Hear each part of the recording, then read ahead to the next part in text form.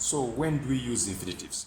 Now we use infinitives when we are talking about purpose.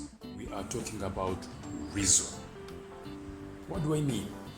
If you are going to do something, you use an infinitive. For example, you can say, I came here to study. That's your purpose. So you choose the infinitive. You don't say, I came here studying. No, you choose an infinitive automatically because it's your purpose. Why do you wear a mask? You wear a mask to protect yourself.